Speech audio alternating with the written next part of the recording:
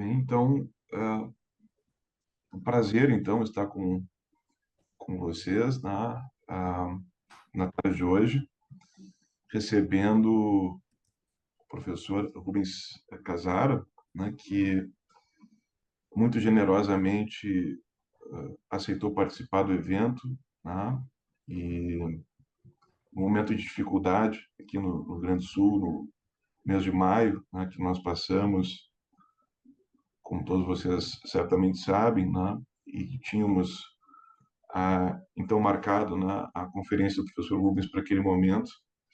Ele não apenas compreendeu a situação e inclusive ajudou, né, a convocar esforços e energias para ajudas aqui no nosso estado, mas também gentilmente aceitou, né, trocar a data da sua conferência para o dia de hoje. Então, com muita alegria que hoje, né, o professor Marcelo e eu recebemos o professor Rubens Casara no Subjetividade e Cultura, segunda edição, Cultura e Subjetividade, para a sua fala. Então, é uma imensa, realmente uma imensa alegria, né, recebê-lo. A gente ficou com uma sensação de, não, um desejo anterior de ouvi-lo não satisfeito, né? Então, a gente tem aí semanas acumuladas de expectativa para ouvi-lo, né, professor Rubens, e que recentemente lançou o livro, né, A Construção do Idiota, tema sobre o qual ele vai falar hoje. Então, nada disso seria possível sem a parceria com o professor Marcelo Norberto, né, aqui pela nossa linha de pesquisa na PUC-RS, Programa de Pós-Graduação em Filosofia, linha de pesquisa Fenomenologia e Hermenêutica, né, uma parceria com o CDA, né, que a gente consegue organizar esse evento online, né, contando com a participação de grandes autores e autoras que têm trazido realmente aspectos fundamentais para a compreensão do nosso mundo contemporâneo. Marcelo, passo a ti a palavra aqui. Bom, boa tarde. Como o Fábio disse, um prazer estar com todos aqui e uma felicidade muito grande de receber o Rubens Casara, né? Escritor, juiz de direito do TJ do Rio de Janeiro, mestre em ciências penais, doutor em direito, fundador do Movimento da Magistratura Fluminense pela Democracia, membro da Associação de Juízes para a Democracia e do Corpo Freudiano do Rio de Janeiro. O Rubens tem sido uma das vozes mais atuantes da intelectualidade, num trabalho muito forte de uma tentativa de compreensão do nosso tempo e de atuação na nossa sociedade, né? Tem uma produção vasta, né? Desde teoria jurídica até no campo das ciências humanas, e aqui só para citar alguns livros, né? Estado pós-democrático, Sociedade sem lei, Bolsonaro, o mito e o sintoma, e a mais recente obra, A Construção do Idiota. Ele vai nos falar hoje com a palestra, o título A Construção do Sujeito Neoliberal, o Processo de Idiosubjetivação. Rubens, muito obrigado. Eu é que agradeço o gentil convite, Marcelo, Fábio, para participar desse evento, dessa série de conferências. Estou vendo aqui queridos amigos também assistindo, como o professor Ricardo, Tim, e para falar desse tema que tem ocupado o último, o último momento da minha reflexão. E esse livro, A Construção do Idiota, na realidade, ele está inserido num projeto maior sobre os efeitos da racionalidade neoliberal no Estado, na sociedade e no indivíduo. Então, dentro desse projeto que eu tenho chamado de Estudos sobre o Neoliberalismo, eu publiquei um livro chamado Contra a Miséria Neoliberal, na qual eu trabalho a ideia de racionalidade neoliberal, a partir das contribuições de professores como Pierre Dardot, Christian Laval e Wendy Brown. E além da racionalidade neoliberal, eu foco nesse trabalho na questão do imaginário neoliberal, no imaginário produzido a partir da racionalidade neoliberal. Depois eu estudei os efeitos do neoliberalismo entendido como uma racionalidade no Estado, nessa obra que o professor Marcelo mostrou, o Estado pós-democrático. Um Estado que tem como principal característica uma reaproximação verdadeiramente pornográfica entre poder político e poder econômico. Se o Estado moderno nasce da separação entre poder político e poder econômico, o Estado condicionado pela racionalidade neoliberal, que nesse livro influenciado pela leitura do Colin Crunch, eu chamei de Estado pós-democrático, no Estado condicionado pela racionalidade neoliberal, o poder econômico passa a se identificar de uma maneira muito perigosa com o poder político. Não raro, o próprio detentor do poder econômico passa a exercer diretamente o poder político. E quando não exerce diretamente, produz ou compra os seus representantes, que deixam de ser representantes do povo para serem representantes do poder econômico das corporações. O principal exemplo, mais famoso, é o Trump, uma marca que se torna presidente dos Estados Unidos da América, uma das maiores potências do século. Além dessa reaproximação pornográfica, há também uma relativização dos limites ao exercício do poder. Então, essa é uma outra característica muito evidente do Estado condicionado pela racionalidade neoliberal. Depois fui pesquisar os efeitos da racionalidade neoliberal na sociedade. Talvez o principal efeito seja a dissolução do laço social. Cada pessoa passa a se perceber como um empresário de si ou um capital humano e vê o outro como uma empresa concorrente ou um objeto a ser utilizado. Não há relação de sujeito com sujeito, há sempre uma relação de sujeito com um objeto ou de objeto para objeto. Se instaura uma espécie de vale-tudo no corpo social, um vale-tudo direcionado à busca por lucros ou vantagens pessoais. O quarto livro é esse, A Construção do Idiota, no qual eu busco compreender os efeitos da racionalidade neoliberal no indivíduo. A hipótese é de que há a necessidade de se construir um novo sujeito adequado ao neoliberalismo. E é sobre isso que a gente vai falar hoje. Eu vou começar propondo um acordo semântico sobre de que neoliberalismo nós estamos falando. Não mais uma teoria econômica que remonta a Mises, Hayek, ou dos Estados Unidos, Gary Becker, por exemplo. Não uma governamentalidade, como propôs Foucault ali, quando escreve O Nascimento da Biopolítica, mas uma racionalidade. De maneira muito resumida e com todos os riscos inerentes aos resumos, o que eu estou chamando de racionalidade? Um certo modo de ver e atuar no mundo. E o que caracteriza isso que Dardot, Laval, Wendy Brown chamam de racionalidade neoliberal? O fato desse certo modo de ver e atuar no mundo, tratar tudo e todos como objetos negociáveis, quando não descartáveis, a partir de cálculos de interesse que visam exclusivamente a obtenção de lucro, o acúmulo de capital ou a obtenção de vantagens pessoais. A tese é de que, a partir, principalmente, da década de 80 do século passado, essa racionalidade vai se tornando hegemônica e, com isso, produzindo essas mudanças no Estado, na sociedade e no indivíduo. A gente poderia dizer que, cada vez mais, as pessoas passam a atuar no mundo da vida a partir de quadros mentais que nós poderíamos também tentar definir como paranoicos ou, na melhor das hipóteses, perversos. O que eu quero dizer com isso? Ou os limites não são introjetados e a pessoa parte ao ato sem qualquer consideração à existência de limites à sua ação, ou quando o limite é introjetado, a violação do limite gera alguma espécie de satisfação ou gozo para quem viola o limite.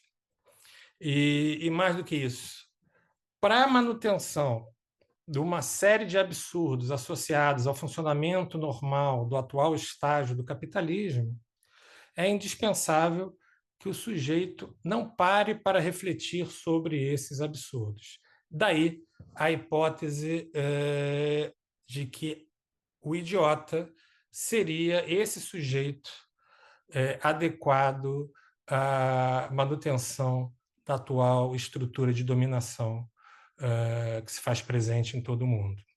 E que idiota eu estou falando? Eu estou resgatando aqui o emprego da palavra idiota na Grécia antiga. Idiota vem de idio, né? Privado. Então, o idiota seria aquele sujeito egoísta, incapaz de se relacionar com a polis, incapaz de se relacionar com a cidade, incapaz de compreender a importância do comum. Idiota seria o sujeito fechado em si, na busca da sua própria satisfação egoística ou ou principalmente fechado para o outro do conhecimento ou o outro da diversidade.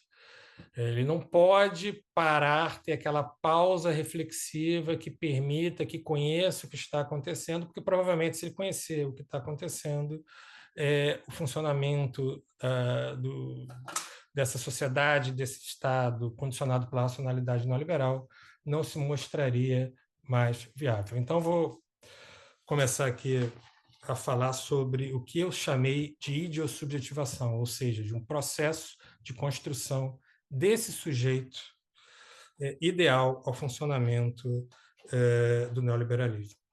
Então, desde o nascimento, cada pessoa passa a viver, consciente ou inconscientemente, a partir de certos princípios, de certas regras, de certos ideais. O sujeito ele fica submetido àquilo que é levado a compreender como o que é a verdade, o que é a beleza, o que é o bem. Cada indivíduo é sempre e sempre o produto de uma trama que une linguagem, normas e idealizações.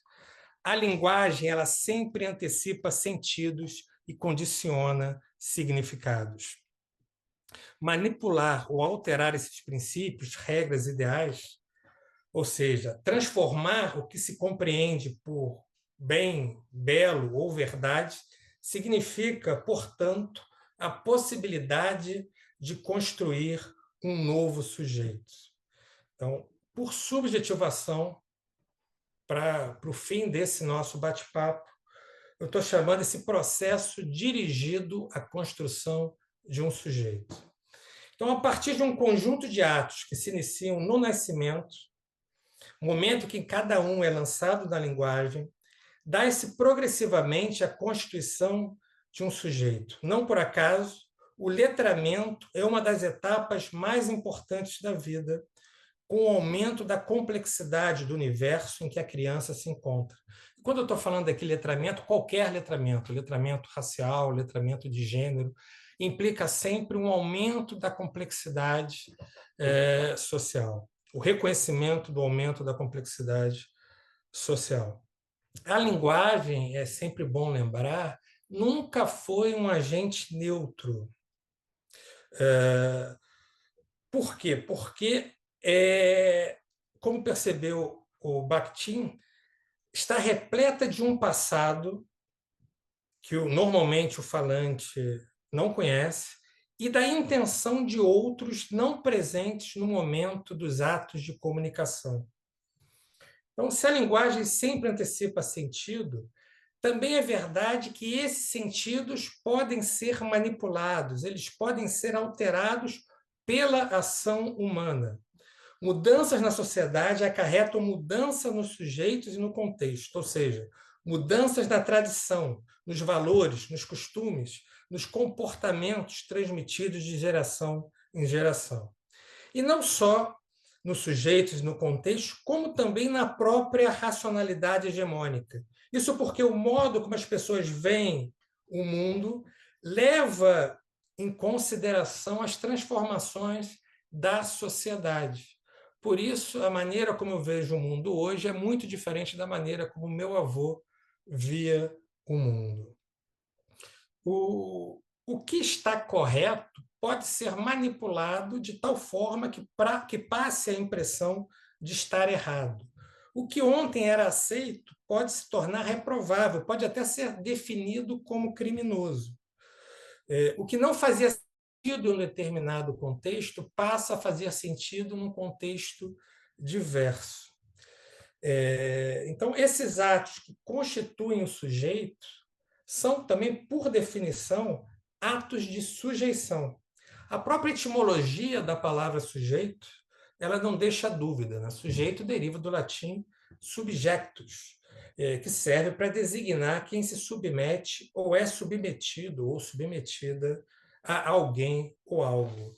Então, esse processo de subjetivação não produz apenas subjetividades num sentido positivo.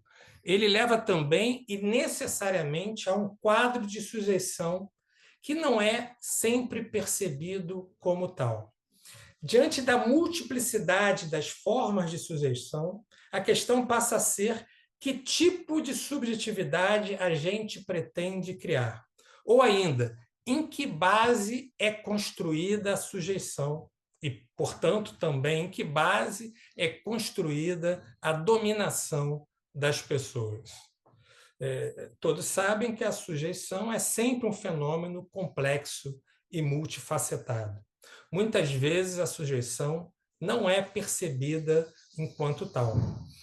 Tem-se a sujeição, por exemplo, pelo medo, a pessoa faz porque está com medo, se sente ameaçada. Tem-se a sujeição pelo convencimento. Ela faz porque foi convencida a partir de argumentos racionais a agir de determinada maneira. Tem-se a sujeição pelo mito e pela ciência, pelo conhecimento ou pela ignorância, só para ficarmos em poucos exemplos. E aqui deixando bem claro que quando eu falo uma sujeição pelo mito e pela ciência, eu não estou desconsiderando também o caráter ideológico da ciência, né? E nem desqualificando o mito enquanto um elemento de conhecimento. Bem, nas sociedades modernas, a subjetivação parte da escolha de um processo a partir do qual se pretende alcançar um determinado objetivo ou atender a um determinado projeto.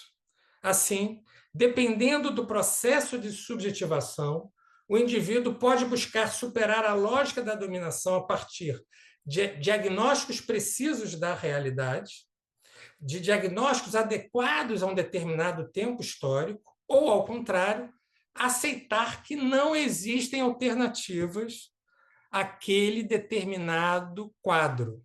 E, portanto, o que ele deve fazer, o que ele tem que fazer, é deixar as coisas tal qual elas estão.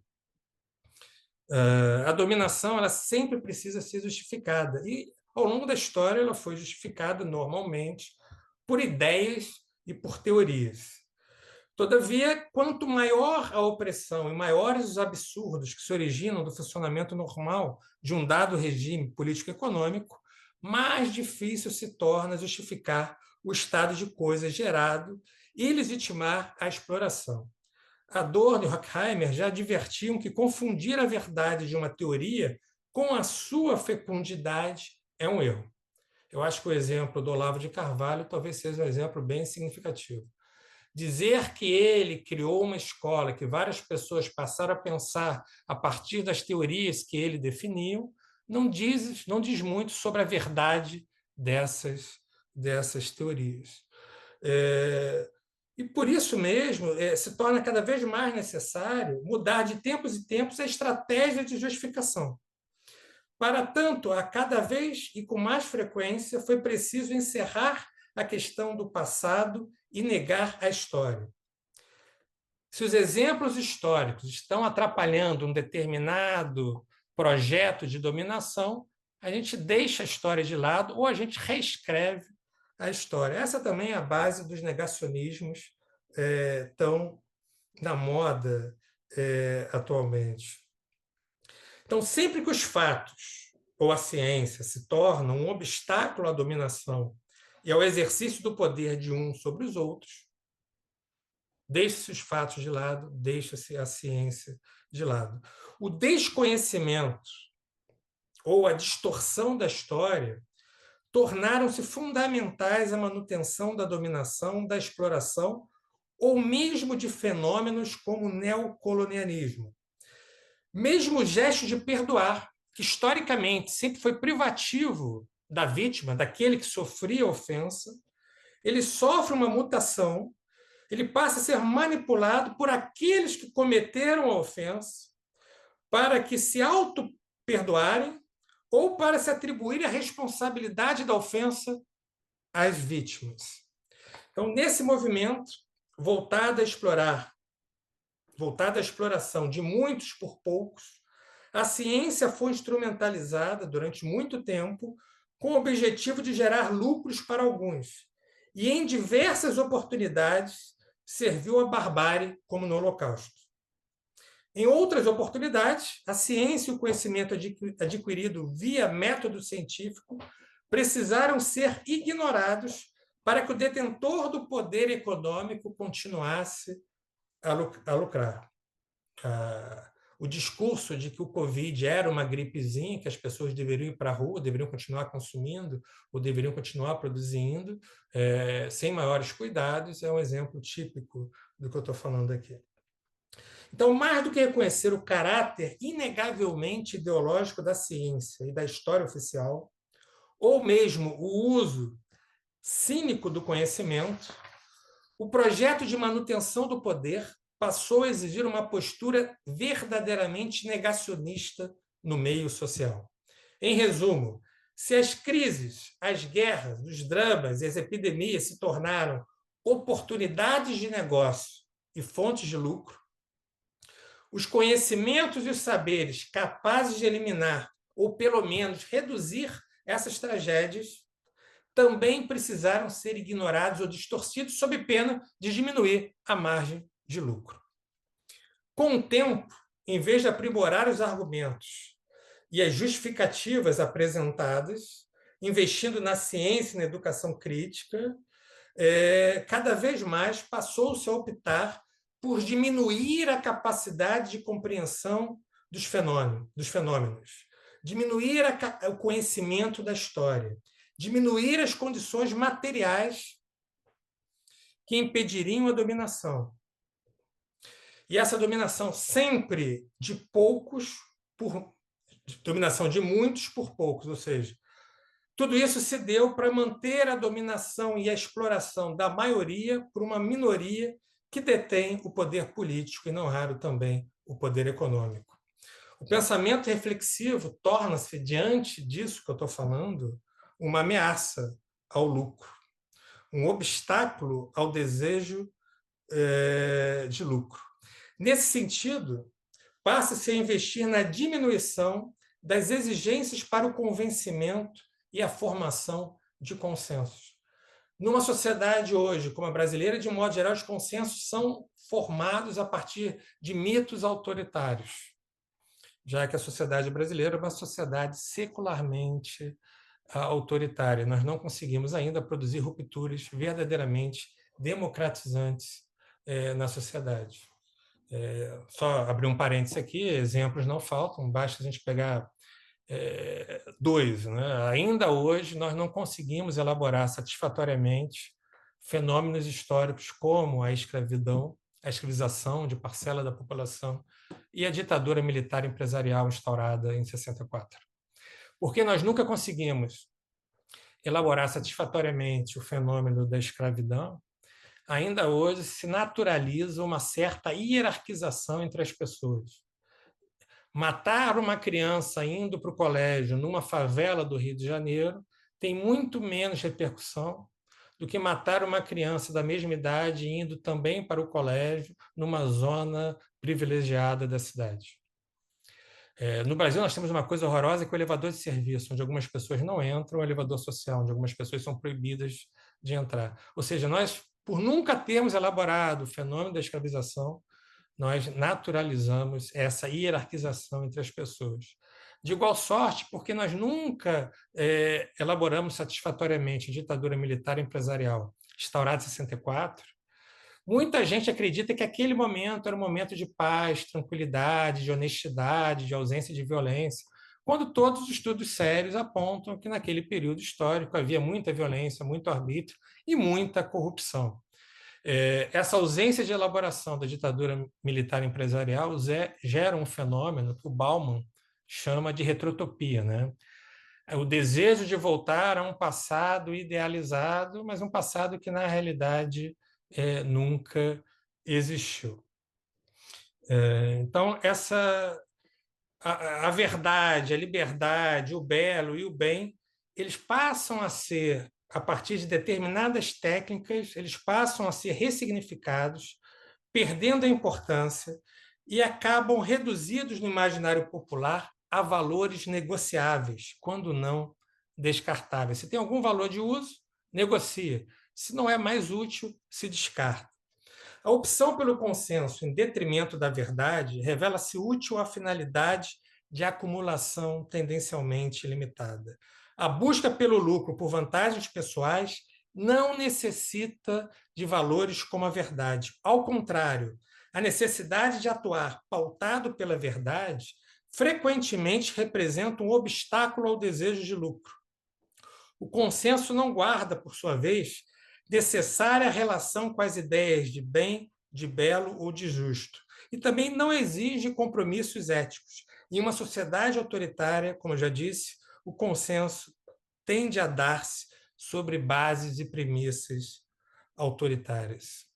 Também a confiança, que sempre funcionou como condição de possibilidade para a vida social e a redução dos conflitos morais, passou a exigir requisitos cada vez mais precários.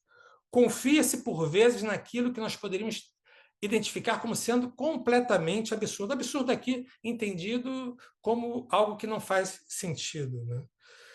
Confia-se naquilo que não satisfaz a qualquer senso crítico.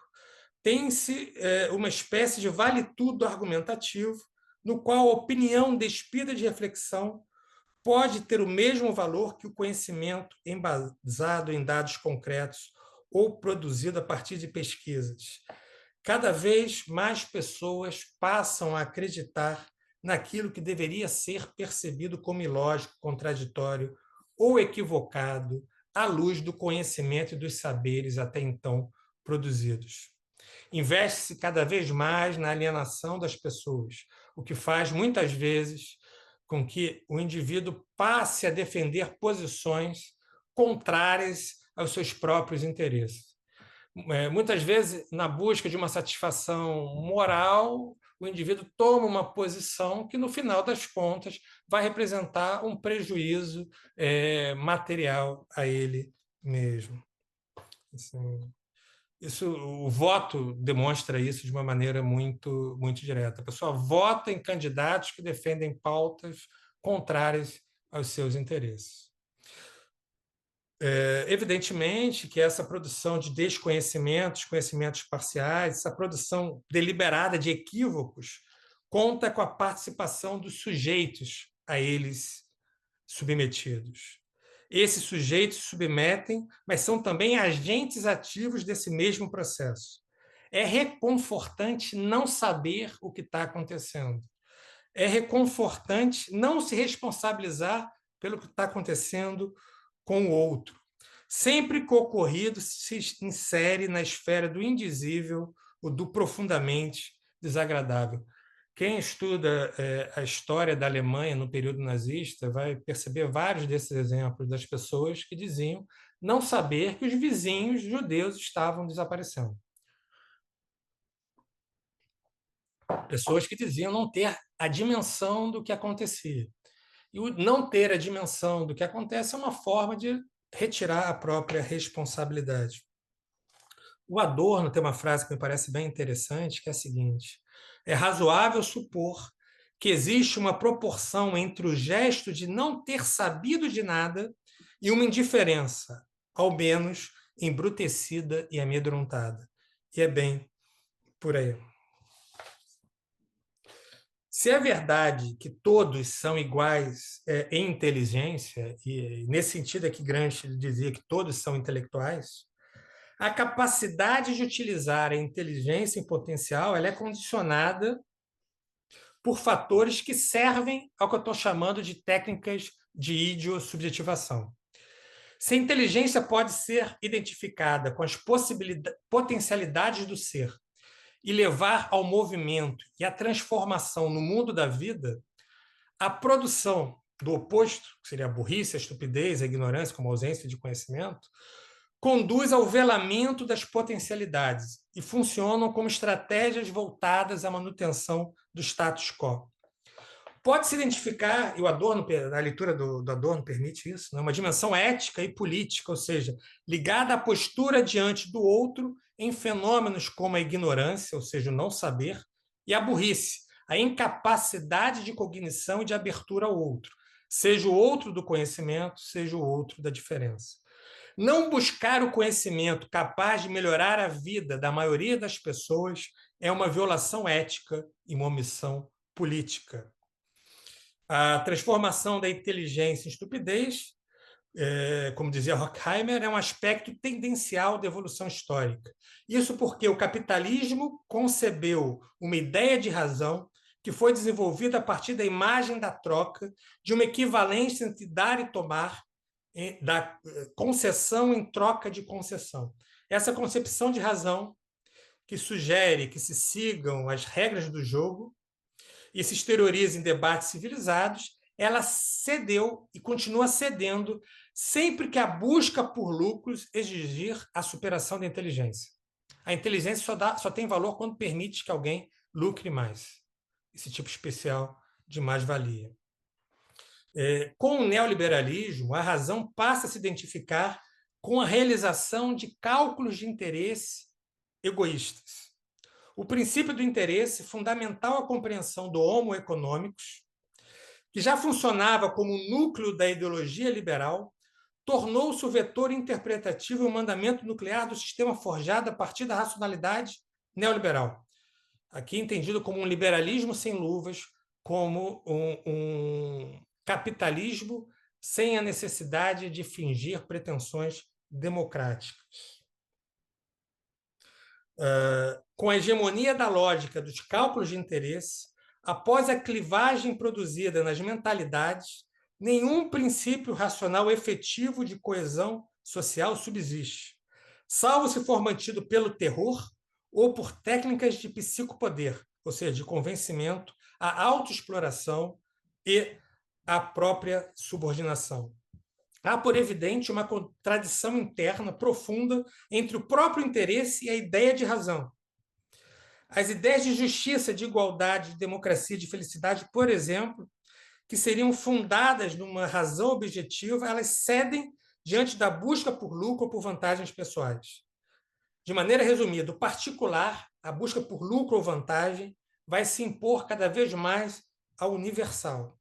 Pode-se, então, falar em perda da autonomia da razão em função do fenômeno neoliberal, entendido como uma racionalidade que se torna hegemônica e quer se manter hegemônica. A razão torna-se apenas mais um instrumento a ser utilizado ou não na busca por lucro ou por vantagens.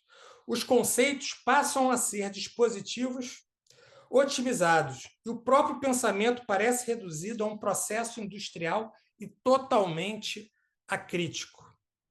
A ideia de pensamento crítico, entendido como uma capacidade de produzir diagnósticos adequados da realidade e direcionar esses diagnósticos num sentido emancipador, ou seja, num sentido de superação das múltiplas opressões, aqui deixando claro que não existe uma hierarquia entre as opressões, isso é totalmente deixado de lado. Isso, mais do que deixado de lado, passa a ser demonizado. As ideias tornam-se automáticas. A coisa é atuar mecanicamente, é partir para o ato sem a existência de uma pausa reflexiva. E quanto mais instrumentalizadas, menos se vê nelas pensamentos em um sentido próprio. É uma ação sem pensar. Há uma espécie de mecanização do ato de pensar. Com isso, a diferença entre pensar e agir se torna nula. bem como o sentido é suplantado pela função ou pelo efeito imagético produzido no mundo das coisas. Diante desse quadro, como eu já disse, o pensamento reflexivo e a inteligência passam a ser percebidos cada vez mais como obstáculos que devem ser afastados.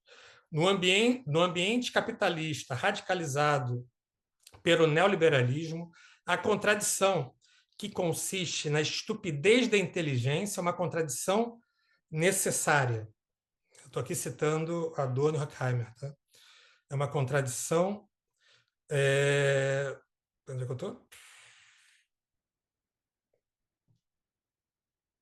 É uma contradição necessária, pois a ratio burguesa tem que pretender a universalidade e, ao mesmo tempo, desenvolver-se no sentido de restringi-la. Fecho aqui a citação. Uma pessoa deve ser inteligente na medida em que isso sirva aos interesses dos detentores do poder econômico. Mas os mesmos interesses vão levar a mesma pessoa a portar-se como estúpida sempre que necessário ao processo de acumulação do capital. Pode-se, inclusive, admitir a hipótese de que a idiosubjetivação reorganiza a personalidade do indivíduo,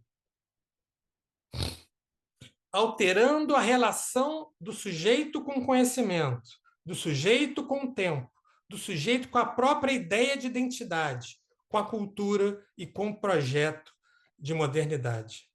O abrir mão da razão, o acelerar as coisas, o deixar-se enganar sem resistência, parecem funcionar como mecanismo de evasão, ou seja, como recursos para evitar a solidão, a impotência, a angústia e as dificuldades impostas por causas socioeconômicas ou mesmo psicológicas. A gente pode falar numa espécie de fuga cada vez mais frequente, que leva tanto à saída autoritária, ou seja, recorrer a um terceiro ou a um grupo que pareça capaz de trazer segurança e tranquilidade desejada à custa da liberdade, quanto à saída conformista, com a supressão de qualquer perspectiva de transformação.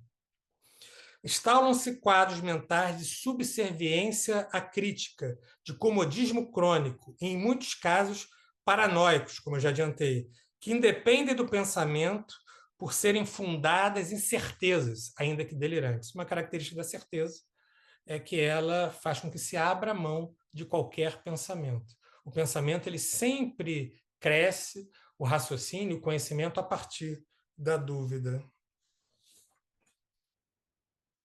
A estratégia de mentir, por exemplo, de distorcer a realidade, de manter a ignorância de amplos setores da sociedade, não é nada de novo. A relação necessária entre poder e saber não pode mais ser ignorada. Quanto menos se sabe, mais o poder do outro pode ser exercido sem limites. Marx, por exemplo, identificou o fenômeno da alienação na sociedade capitalista e da ocultação da contradição existente entre o capital e o trabalho. Só há capitalismo se houver alienação e se as pessoas não perceberem a contradição entre capital e trabalho. Antes dele, Hegel já percebeu o trabalho como uma exteriorização da pessoa, mas esclareceu que os próprios trabalhadores não o reconheciam como tal. A alienação, por definição, implica um estado de alinhamento e de ausência de reflexão. E aí é interessante perceber que, antes mesmo de Hegel, os gregos já explicavam a importância do conhecimento para uma vida boa. Da mesma maneira, os islâmicos também consideravam que o conhecimento era um fator essencial à conexão com Alá. Atribui-se a Sócrates a percepção de que saber que nada se sabe já é uma vantagem em relação aos que acreditam saber de tudo. Então, assim, para caminhar em direção ao fim dessa fala introdutória, por idiosubjetivação compreende-se esse processo de formatação de sujeitos que tem por objetivo a construção do sujeito ideal para o neoliberalismo, ou seja, indivíduos egoístas, incapazes de reconhecer a importância da coletividade e que negam a possibilidade de uma esfera do comum, isto é, uma esfera que diga respeito a todos, que diga respeito também à esfera do inegociável. A raiz etimológica da palavra idiota vem do grego ídios, que significa privado, sem compromisso com a vida pública, fechada em si. Os idiotas eram, desde a Grécia, aquelas pessoas incapazes de um trabalho coletivo, incapazes do reconhecimento da esfera do comum ou de uma atuação pública. A polis nunca foi nunca foi objeto de atenção do idiota. A política é um fenômeno, o Badiou ele utiliza a expressão um procedimento da verdade sempre ligado ao coletivo. O idiota, por definição, é alheio ao coletivo. É um ser político que detesta a política e tende a não compreender o uso político que dele é feito. De maneira assim, muito resumida, pessoas que não são idiotas lucram politicamente com a política dos idiotas. Né? Se o homos econômicos, a que eu me referi, a representação do comportamento humano regido pelo binômio utilidade e interesse, a partir desses processos de idiosubjetivação, o interesse é reduzido ao desejo de uma vantagem, ao desejo de um lucro. Então, idiotas são as pessoas que abdicam de projetos coletivos ou de ações políticas voltadas ao bem comum, porque são detentoras de uma subjetividade empobrecida que interdita o pensamento reflexivo e que as leva a atuar exclusivamente visando a obtenção de vantagens pessoais. É uma subjetividade empobrecida que impede a reflexão sobre os fenômenos que se apresentam e, ao mesmo tempo, inviabiliza qualquer ação transformadora. E aqui eu abri um parênteses. Se a realidade ela pode ser entendida como uma trama que une simbólico e imaginário, ou seja, a ordem da linguagem, dos limites e as imagens que os sujeitos são capazes de produzir, se você empobrecer a linguagem, se você empobrece o imaginário, as pessoas se tornam incapazes de imaginar uma realidade outra, incapazes de imaginar um outro mundo possível. O idiota ele é forjado para acreditar que não deve ter compromisso com a vida pública ou com os problemas de terceiros, que não existem alternativas ao modo de pensar e às formas de dominação hegemônicas. Em razão do processo de idiosubjetivação, a situação é percebida como imutável. É assim, sempre foi assim e vai continuar sendo assim. Isso por obra de um poder superior e incontrastável. O marco normativo do neoliberalismo, é sempre bom lembrar, é o marco da ilimitação, o que faz nascer uma espécie de vale-tudo na busca pelo lucro e pelas vantagens. A idiosubjetivação aparece, portanto, como efeito e, ao mesmo tempo, como condição necessária à hegemonia e à manutenção do modo neoliberal de pensar e de agir, que se caracteriza, como eu já disse, por tratar tudo e todos como objetos negociáveis, na busca por vantagens tendencialmente limitadas. Trata-se de um mecanismo que atende aos detentores do poder econômico, interessados em sustentar o mundo neoliberal. Quando se percebe o que eu estou chamando de idiosubjetivação, leva necessariamente à antipolítica, uma postura política contra a política, e, nesse particular, as pessoas são subjetivadas para não acreditarem que têm a opção de mudar o mundo, que têm a opção de mudar a sociedade. A imagem neoliberal da política é construída como algo sujo, corrupto, do qual o indivíduo deve afastar-se, pois, como reza o lema neoliberal, que a Margaret Thatcher repetia constantemente, não há alternativa possível. A antipolítica é construída de baixo, quando os cidadãos são levados a não se interessar e nem atuar politicamente, e de cima, sempre que políticos profissionais se apresentam como atores antissistemas, como não políticos, ou como gestores na busca por simpatia popular. Eu sou o gestor técnico, eu vou resolver os problemas de vocês. Então, o apresentar o político como técnico é uma estratégia de idiosubjetivação que visa a naturalização da antipolítica. Destacam-se as de gerar outras técnicas de idiosubjetivação, por exemplo, gerar divisões artificiais na população, produzir e potencializar o ódio, a de investir em dispositivos que levam ao esgotamento físico e emocional do cidadão, inviabilizando que se ocupem de assuntos públicos e que atuem na polis. Por exemplo, forçar a pessoa a ficar não sei quantas horas dentro do transporte público para ir trabalhar, para voltar, é ter a certeza que quando ele chegar em casa ele não vai estar pensando em política, ele está pensando em descansar para acordar para no dia seguinte repetir o mesmo trajeto. Então, a idiosubjetivação ela permite a manipulação da democracia e das ações humanas em um determinado contexto, fazendo com que, por exemplo, o governo de e para a minoria acabe percebido como o governo de e para o povo. A própria percepção sobre o conceito, os limites e os fins da democracia sofre uma profunda alteração. Para alguns, a democracia volta a possuir uma dimensão meramente formal, que se identifica com a possibilidade de pessoas votarem em outras pessoas na formação de um governo, enquanto outros reduzem o ideal democrático ao estabelecimento de um mercado de ideias, no qual os princípios, as regras e os valores tornam-se negociáveis a partir de cálculos de interesse. Isso é muito interessante se a gente parar para pensar na mutação a que a esquerda brasileira, a esquerda mundial sofreu. Cada vez mais atua a partir de cálculos de interesse visando projetos pessoais de poder e menos a partir dos princípios, regras e valores que historicamente foram associados à esquerda. Sobre a égide da racionalidade neoliberal, o mercado de ideias, ou seja, essa concepção restrita de democracia, direciona-se exclusivamente à obtenção de vantagens, enquanto os representantes do povo servem, na realidade, aos interesses das grandes corporações, que muitas vezes formatam e patrocinam as candidaturas de políticos no âmbito da democracia representativa.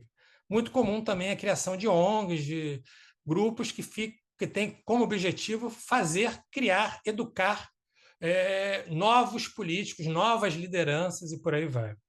Isso está inserido dentro desse fenômeno que eu estou chamando de idiosubjetivação. Além disso, a idiosubjetivação leva, na medida em que nubla a percepção do comum, à pulverização democrática e, consequentemente, produz a figura que o Henri Thier chamou de egodemocrata, né? Aquela pessoa que democrata para o próprio umbigo. Uma forma de contenção das maiorias distanciadas do poder econômico em razão da lógica da concorrência, que exige uma atomização dos atores políticos e das respectivas demandas. Cada vez mais as ideias políticas tornam-se finas partículas, dizendo respeito a um grupo tão específico e tão reduzido de pessoas que se torna impossível a realização de debates públicos e abrangentes sobre elas. Aqui também intimamente ligado àquilo que eu chamei antes, da lógica de dividir para conquistar. Com essa pulverização do espaço público, que leva também à pulverização das ideologias, tem-se a destruição das condições para o debate, para a organização política, bem como o enfraquecimento das clivagens políticas, divisões profundas da sociedade geradas por fenômenos históricos e sociais que forjavam identificações políticas. Instauram-se, então, quadros de violência verbal ou física no jogo político, em razão da incapacidade de identificação com o outro e da incapacidade de debate com o outro, por mais próximo que o outro se encontre do cidadão. A desestruturação do debate público, a incapacidade da percepção das clivagens que geravam a identificação de coletivos, fazem com que os indivíduos idiosubjetivados, desunidos e sozinhos em suas demandas políticas, fechem-se e defendam exclusivamente os seus interesses mais diretos e mais facilmente identificados. Ao mesmo tempo, em razão dessa verdadeira mutação antropológica engendrada pelo neoliberalismo e pelas máquinas de idiosubjetivação, aparece no cenário esse indivíduo que deseja intervir no campo político, mas acredita que apenas ele, dentre todas as pessoas, conhece as soluções necessárias e dispõe da visão justa de sociedade. Esse indivíduo que eu estou chamando, a partir do Henri Thier, de egodemocrata. Então, a idiosubjetivação parte da premissa de que os cidadãos bem informados, críticos e inconformados representam um obstáculo à manutenção do projeto neoliberal e aos interesses dos detentores do poder econômico, bem como uma ameaça em potencial àqueles que exercem o poder político. Daí a necessidade do empobrecimento do subjetivo, da naturalização e da perpetuação das mais variadas opressões, que vai se dar em todas as classes, nos mais variados espectros políticos. Idiotas, inocentes ou não, sempre foram úteis àqueles que pretendem dominar e explorar outros seres humanos. A manipulação, a distorção e a apresentação parcial de fatos, bem como a formação deficiente de consciências via técnicas postas em atuação através de propagandas, filmes, mudanças curriculares, ao que está em moda no Brasil, programas de rádio, de internet, de televisão, que produzem metamorfoses na percepção do público a elas submetido, foram fundamentais para manter essa minoria em posição de explorar cada vez mais e mais a maioria. Fatos essencialmente prejudiciais à maioria conseguem ser apresentados como positivos, ou eram associados a coisas que o público era incapaz de deixar de desejar. A crença de que o pobre explorado poderia se tornar o próximo rico explorador ou empreendedor a partir de seus próprios méritos, por exemplo, só foi possível diante do apagamento da percepção de que as condições materiais em concreto impedem a superação da condição de explorado. Em uma sociedade que conjuga a ausência de elaboração adequada de fenômenos históricos, com a insegurança gerada pelo desconhecimento, a manipulação política, tanto do medo das diferenças como do ressentimento, torna-se ainda mais fácil, abrindo-se aos mais diversos populismos, ou seja, a manipulação dos medos e dos afetos com finalidade política. Isso torna-se extremamente fácil, como a história recente do Brasil demonstra a exaustão. Também é a idiosubjetivação que dificulta unir o saber e a verdade como forma de impor limites ao poder. Aposta-se, ao contrário, na facilidade, na comodidade, na simplificação e em formas agradáveis de expor os eventos, mas que impedem compreendê-los. A verdade e o conhecimento passam, não raro, a ser percebidos também como obstáculos à felicidade. É melhor ser burro e feliz do que saber o que está acontecendo com essa pessoa. É mais fácil se contentar apenas com discursos que se apresentam e produzem efeitos típicos da verdade, ou seja, a pós-verdade, mas que, porém, são agradáveis e cômodos, ou reduzir a verdade à estrutura das mercadorias, do que buscar a verdade, que é sempre complexa, que é sempre positividade e negatividade em interação. Aposta na simplificação excessiva da realidade, muitas vezes apresentada como uma vantagem pedagógica, revela-se inerente à racionalidade neoliberal e integra esse fenômeno da idiosubjetivação. Então, para encerrar, eu poderia dizer que, se hoje ainda parece impossível a superação do capitalismo em sua fase neoliberal, isso se deve muito a essas mutações subjetivas que fazem com que as pessoas acreditem de fato que não existe alternativa ao neoliberalismo e ao capitalismo. E a consequência é dramática. Por quê? Porque se o marco normativo do neoliberalismo é a ilimitação, e as pessoas atuam no mundo da vida buscando mais e mais e mais a produção de lucro, a obtenção de vantagens pessoais, em um mundo em que os recursos naturais são limitados, a consequência é uma só. O capitalismo vai acabar não porque nós conseguimos descobrir algo melhor para colocar no lugar, mas vai acabar porque nós, a espécie humana, vai se extinguir. É impossível uma exploração tendencialmente limitada de um planeta que é limitado em seus recursos. Então, a gente tem que parar, pensar essa pausa reflexiva que os processos de idiosubjetivação impedem, a gente tem que colocar em dúvida o que está acontecendo, para, a partir de então, criar novas alternativas de transformação do Estado, da sociedade, e voltar a pensar no indivíduo que não olhe exclusivamente para o próprio umbigo. Que esse não seja o tipo ideal de indivíduo. É muito interessante, eu vou fechar só falando isso, a gente pensar, por exemplo, a mutação que sofreu a ideia do egoísmo. Né? O egoísmo sempre foi visto como um vício. Se a gente pegar a tradição cristã, mesmo antes da tradição cristã, nos gregos, o egoísmo sempre foi visto como algo negativo. Só que a partir da naturalização da lógica da concorrência, o sujeito egoísta passa a ser visto como aquele sujeito esperto, aquele que leva vantagem na luta concorrencial. Enquanto sujeito solidário ou fraterno é aquele que gasta tempo ajudando quem está ao lado e logo perde tempo na disputa da luta concorrencial. Como a racionalidade neoliberal transforma a luta concorrencial em modo de regular todas as relações, inclusive as mais íntimas, todas as relações intersubjetivas, inclusive as mais íntimas. O outro é sempre visto como concorrente a ser vencido, quando não como inimigo a ser destruído, a ser neutralizado.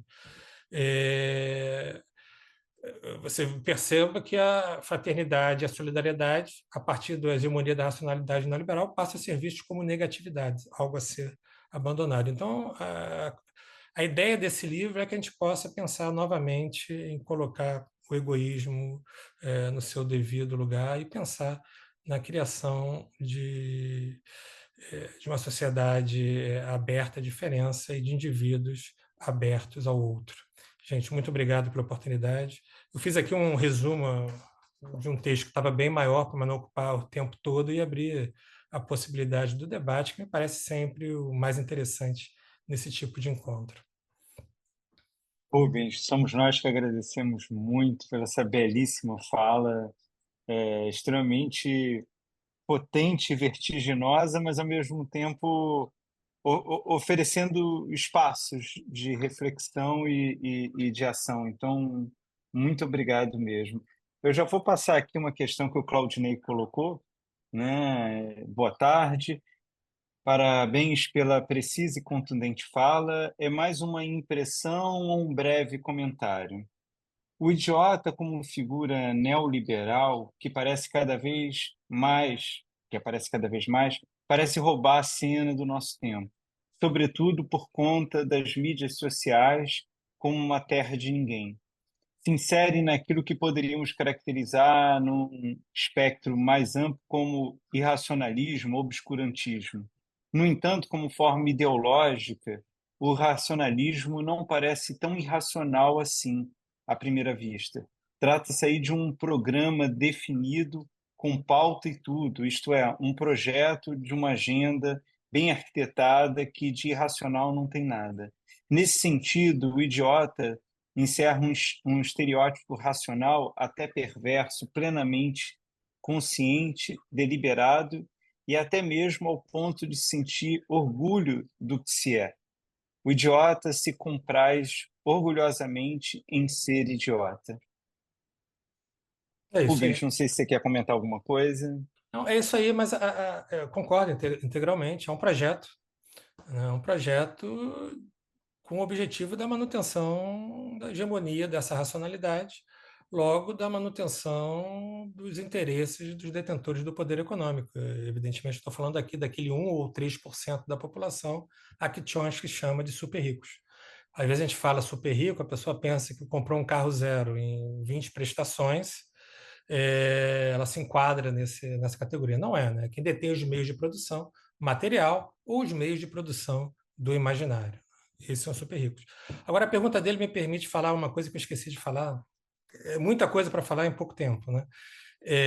Que é as técnicas de idiosubjetivação miram num sentido anti-iluminista.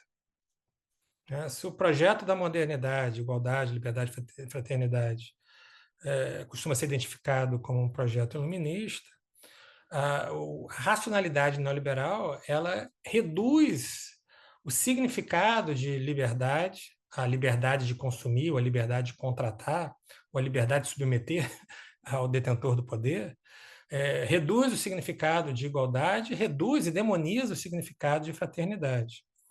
Então, alguns autores com os quais eu trabalho nesse livro, eles têm defendido a necessidade de um radical retorno ao iluminismo, né? Uma nova ilustração radical. E isso me parece uma coisa muito interessante. A gente tem que resgatar o significado do que foi o projeto da modernidade, não para repeti-lo, porque muita coisa deu errado. A gente tem que resgatar a ideia do que foi o projeto da modernidade e tentar construir algo a partir dali, não abandonar esse projeto, me parece. Algumas das leituras pós-modernas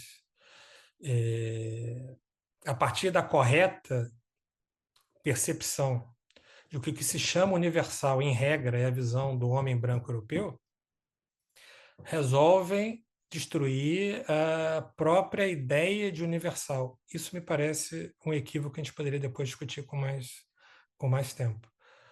Dizer que o que se apresenta como universal nunca foi universal não significa necessariamente dizer que a gente deve abandonar o universal e passar a atuar a partir exclusivamente de percepções mais singulares ou particulares.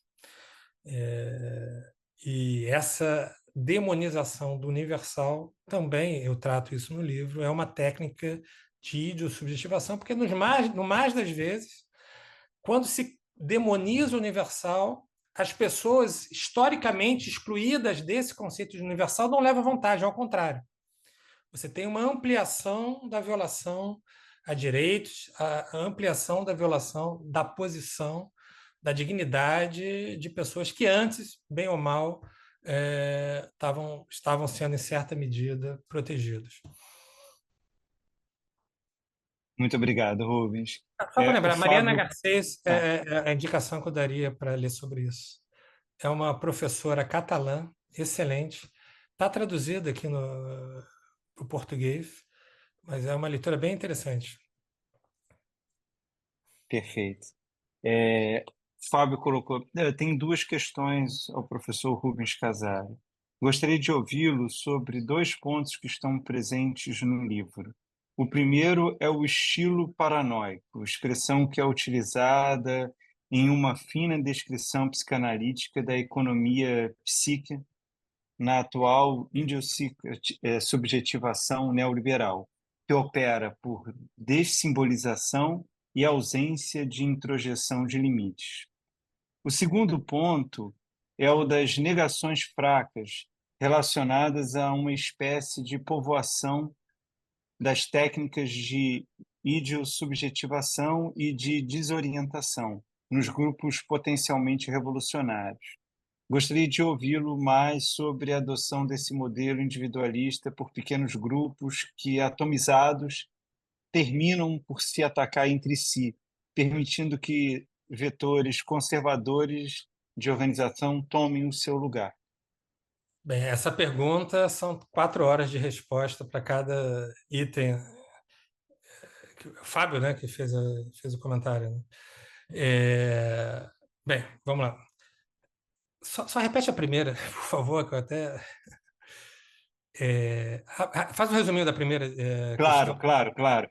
É sobre o estilo paranoico, Tá. expressão que é utilizada. Tá. Okay. Bem, de maneira geral, alguns autores, em especial no campo da psicanálise, mas também da filosofia, têm trabalhado com, uns chamam de mutação do simbólico, outros com um processo de dessimbolização. De maneira assim, muito resumida, o que se dá? O simbólico é a esfera da lei, a esfera do limite, a esfera da linguagem. Né? O simbólico, entendido como limite, é um limite externo à ação dos sujeitos.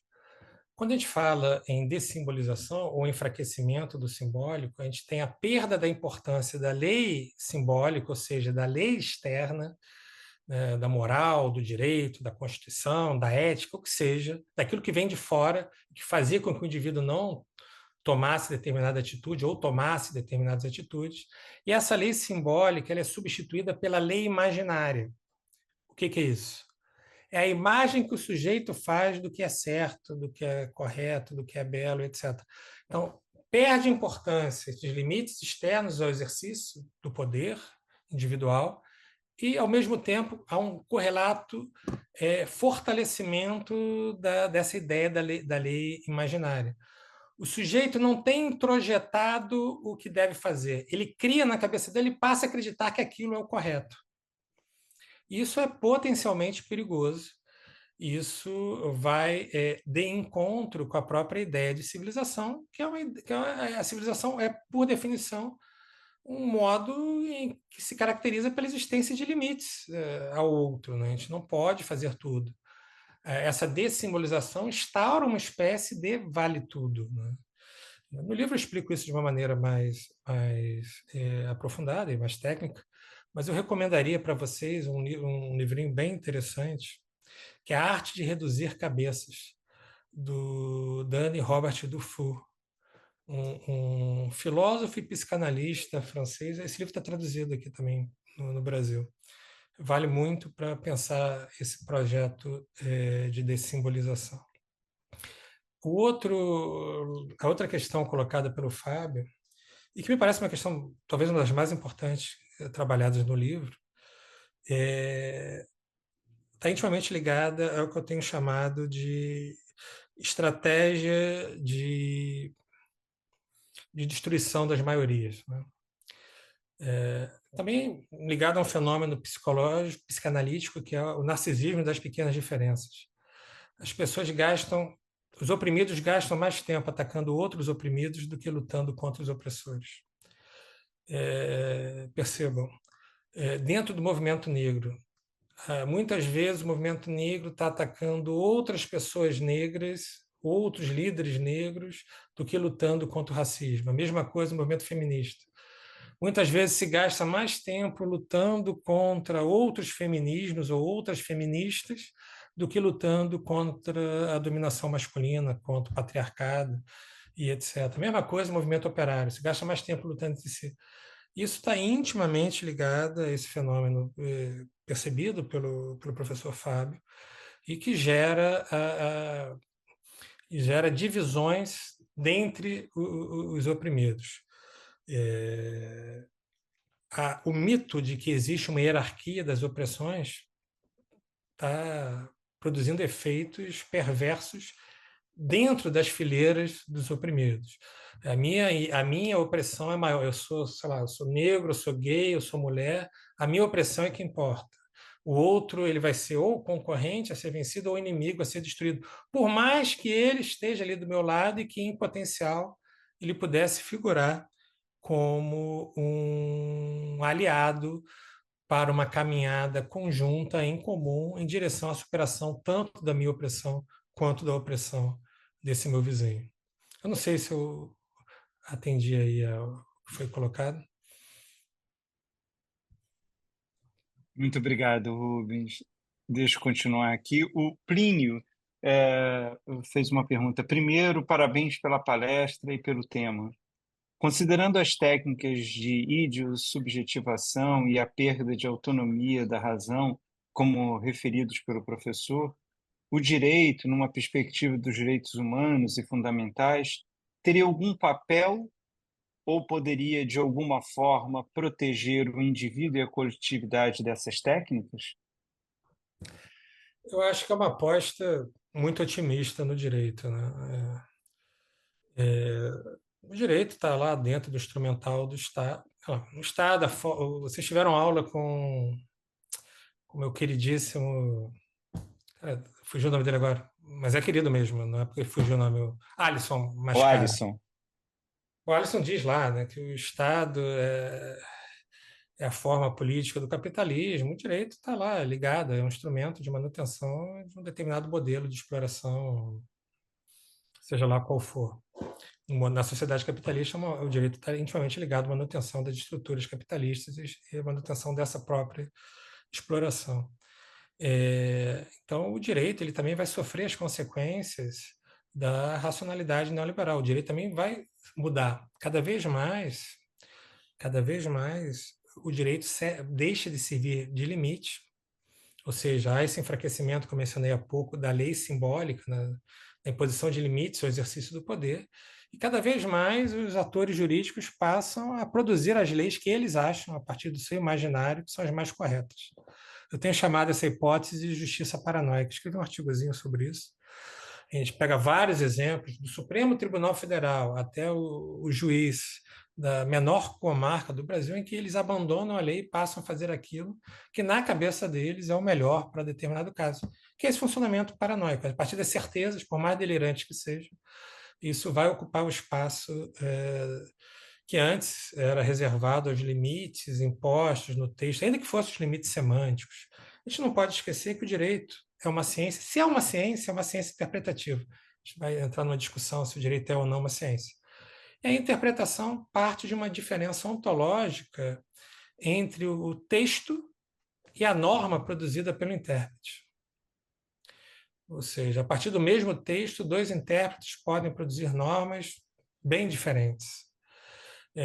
E esse intérprete está submetido a esse processo de idiosubjetivação. Então, no momento em que ele vai produzir a norma, ele vai produzir normas que vão ser consequência direta desse processo de idiosubjetivação.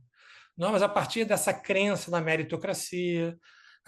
Veja, por exemplo, o que aconteceu com a Justiça do Trabalho. Cada vez mais o trabalhador é visto pelos tribunais como se fosse um inimigo que está atrapalhando o funcionamento do mercado, né? Todas essas imagens que são produzidas a partir das técnicas de idiosubjetivação vão repercutir diretamente na aplicação do direito. Então, acho que o direito não tem. Acho que o direito não é um instrumento de transformação, nunca foi. Novo Amor é Alto, aí escrever um livro sobre isso, né?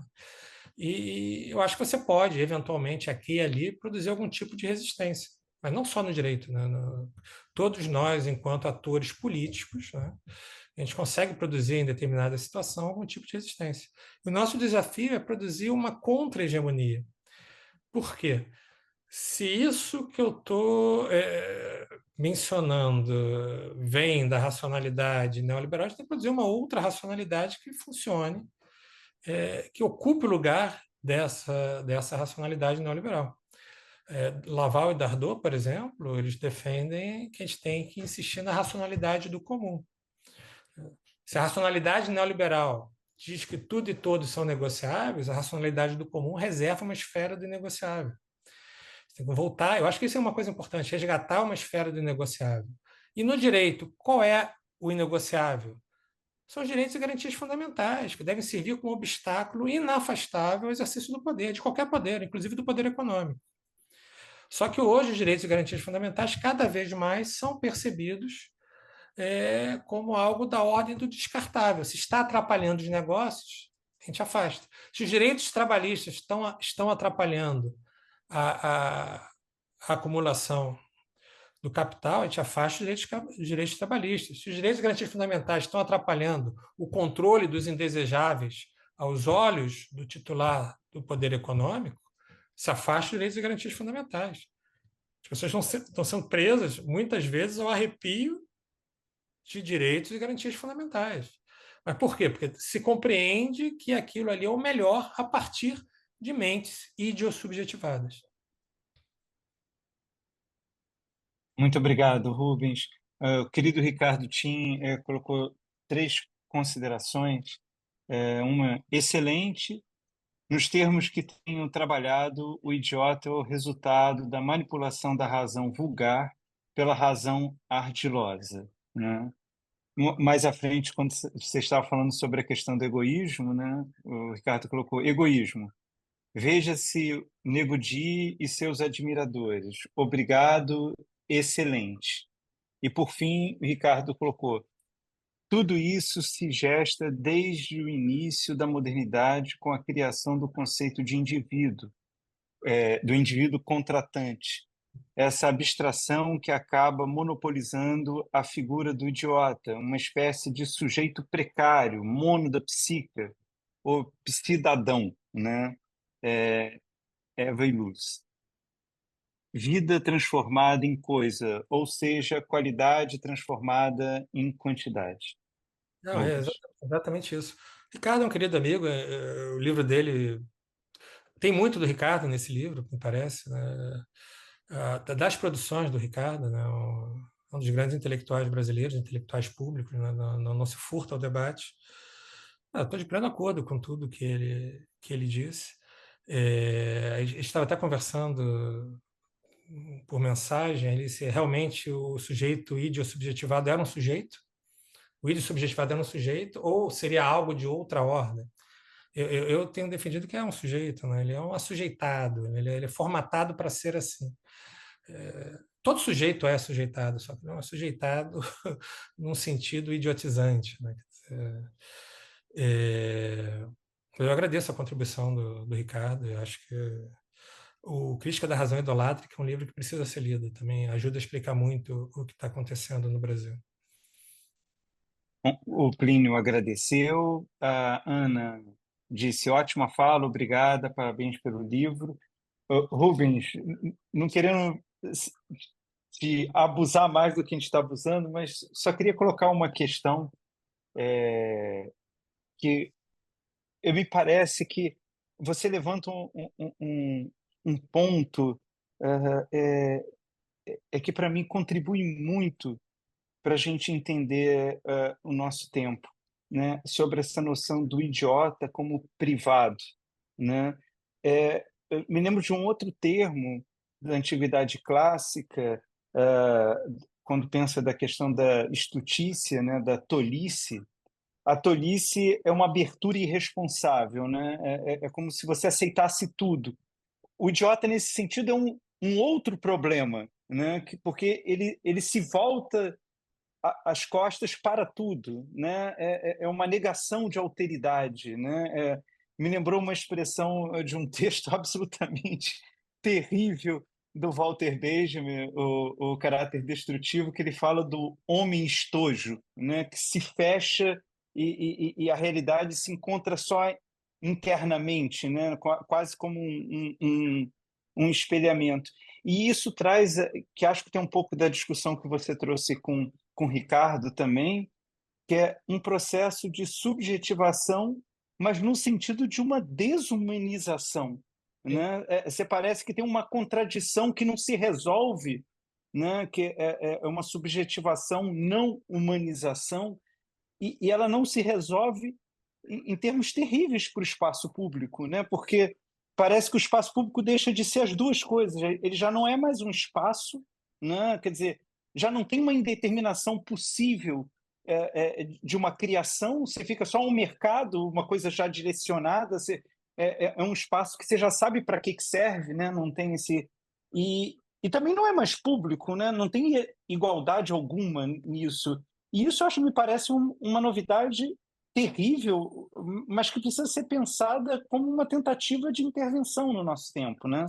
Aí só Eu queria te ouvir um pouco. Eu acho que é exatamente isso, é uma tentativa bem sucedida de intervenção no nosso tempo. E é curioso, né? Porque a própria ideia de público ela é cooptada e ela é transformada em algo que não necessariamente público é.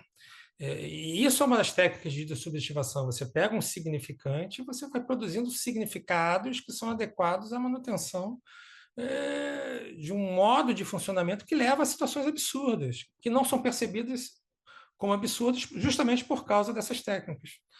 Se a gente pensar, por exemplo, naquele conceito da Hannah Arendt, da banalidade do mal, né? Aquele sujeito que ele não pensava nas consequências dos seus atos. Ele era um sujeito que era ao mesmo tempo um assujeito, né? No sentido de alguém que buscava não se responsabilizar. A racionalidade neoliberal amplia isso.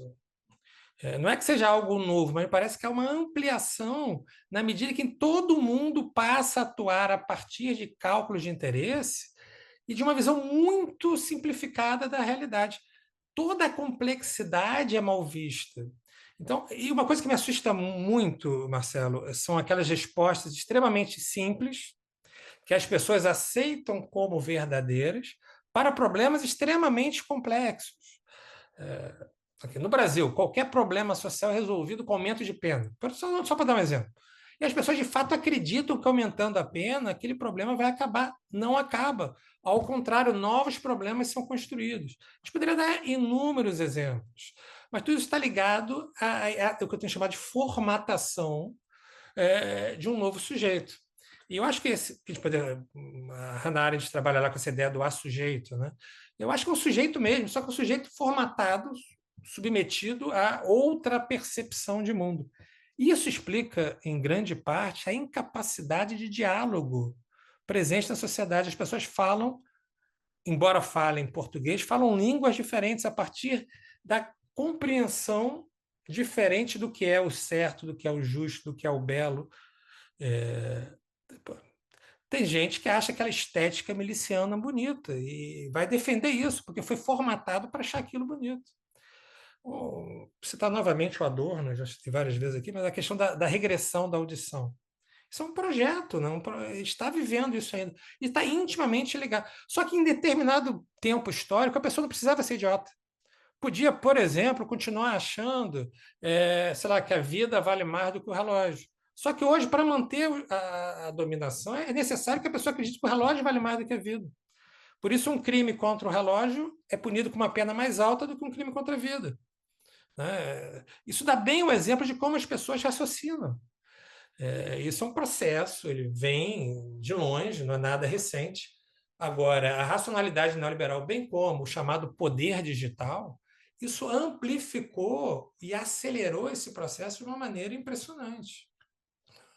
O Saramago tinha aquela frase, né, de que as redes sociais amplificam as burrias, as besteiras, né, que as pessoas iam se comunicar por grunhidos. Embora depois ele tenha aderido às redes sociais, ele tem até livros que são só das frases que ele criou em rede social, acho isso genial.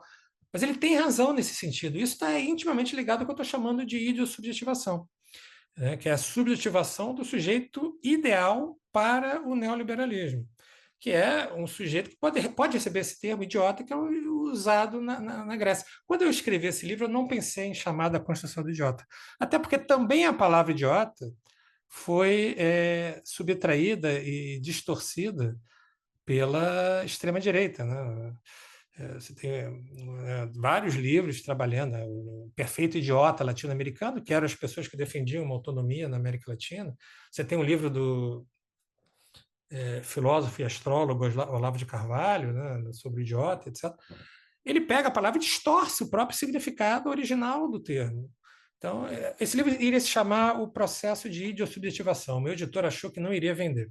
E aí, por uma questão mercadológica, ele sugere a construção de idiota. Eu achei legal também pela necessidade de resgatar e de disputar o conceito de idiota, né?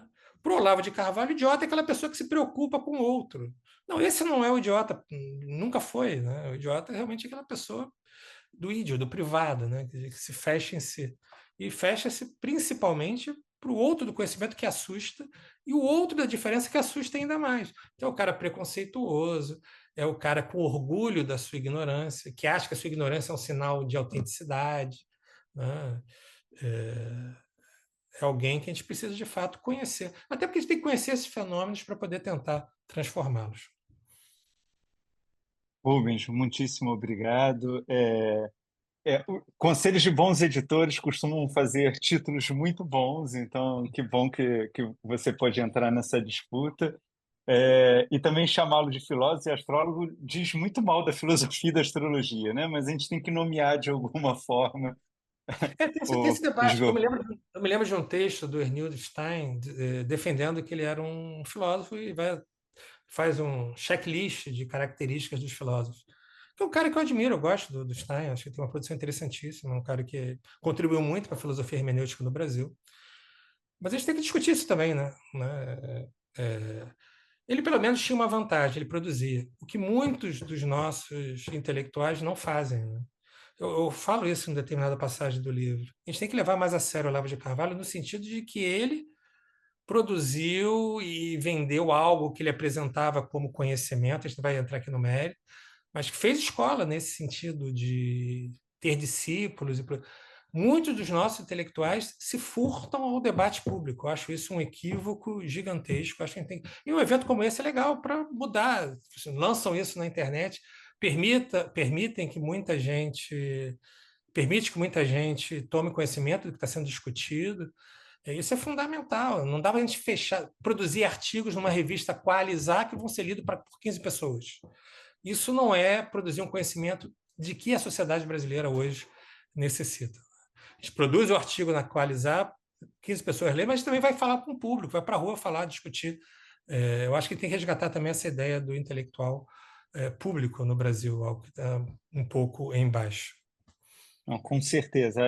Realmente esse é um dos desejos meu e do Fábio também com esse projeto de reunir essas pesquisas.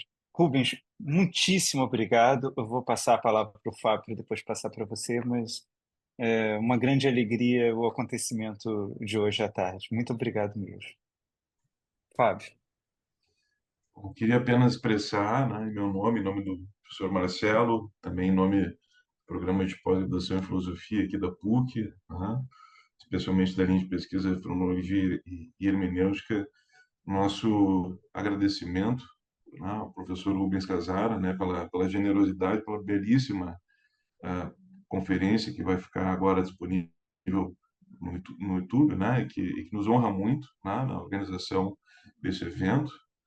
E gostaria também de fazer mais uma vez, então, claro, falou-se, né, sobre o livro. Aqui o professor trouxe elementos essenciais do livro, né, e faço uma última vez a publicidade do livro, porque realmente é um texto afinadíssimo, né, com o nosso momento brasileiro, mas também internacional, porque o fenômeno não ocorre apenas no Brasil, mas nos permite realmente pensar o neoliberalismo, como disse o professor Rubens agora na fala dele, né?